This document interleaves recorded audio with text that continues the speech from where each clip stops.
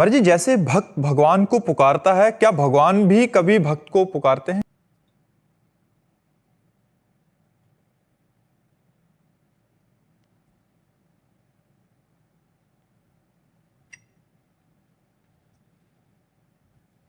भगवान ही भक्ति की पुकार बनते हैं। भगवान पुकारते नहीं, भगवान ही भक्ति की पुकार बनते हैं। भक्त के हृदय में जो भगवान के प्रति भाव आता है वो भगवान ही बनते हैं। भक्त प्यार क्या कर सकता है? भगवान का प्यार ही भक्त का प्यार बनता है। अपनी माँ से प्रेम है, बहन से प्रेम है, तो वहाँ हमारे दूषित भाव तो नहीं होते, पूज्य भाव तो नहीं होते। जैसे जवान बेटी अपने पिता के गले लगे तो काम भाव, तो देखो लोक भाव में भी काम बस निकलती, उस प्रेम जागृत होगा तो चराचर जगत अपने इष्ट किसी और कुछ दिखाई नहीं देता। जब प्रेम जागृत होता है सतचित आनंद का भी अनुभव। काम जब जागृत होता है काम की पहचान।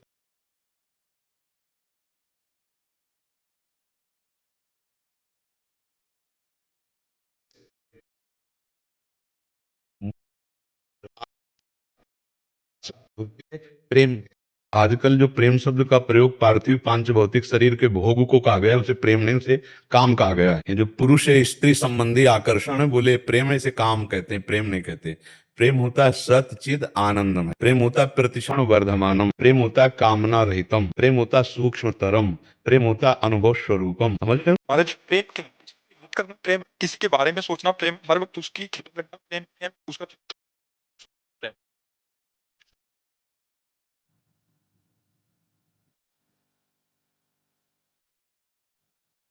पर प्रेम सच्चिदानंद पे बोल रहा है राधा, श्री जी उसके हृदय में ही बैठे उसे प्यार कर रहे हैं, उसके हृदय में ही बैठे उसे दुलार कर रहे हैं। बाहर भीतर चारों तरफ वो अपने भगवान का सानिध्य अनुभव करता है। कोई प्रेम करके तो देखे, पर हमारा प्रेम बिखर गया, संसार में बिखर गया, भोगों में बिखर गया, व्यक्तियों में बिखर गया, शरीरों में बिखर गया।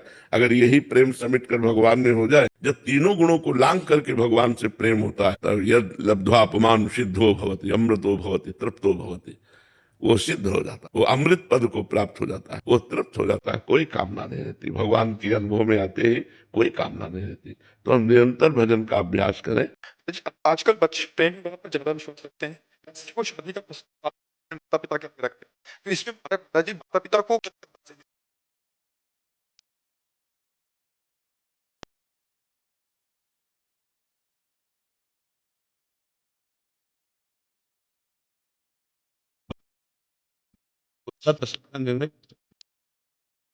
अब छोटे छोटे बच्चों के पास मोबाइल है, मोबाइल में पूरा संसार है। एकांत में गलत दृश्यों को देखना, गलत मित्रों का संग करना, फिर गलत आचरणों में उतर जाना, फिर एक दूसरे को ब्लैकमेल करना। आप गलत आचरणों में उतर गए तो आपकी बुद्धि की क्षमता घट गई, आपका फेल हो जाना, एक दूसरे का उपहास करना, घर से डांट पड़ना, कई कारण ऐसे उपस्थित हो जाना जिनसे बुद्धि की क्षमता निर्णय करना बंद कर देना, और ये आना कि सब झंझटों से मुक्त होने का एक उपाय शरीर छोड़ दो। 16, 17, 18 के बच्चे नशा कर रहे हैं। ये कोई नशे की अवस्था है भाई? 20, 25 तक ब्रह्मचर्य रहे, फिर गृहस्थ में गए, चलो वो बात अलग है।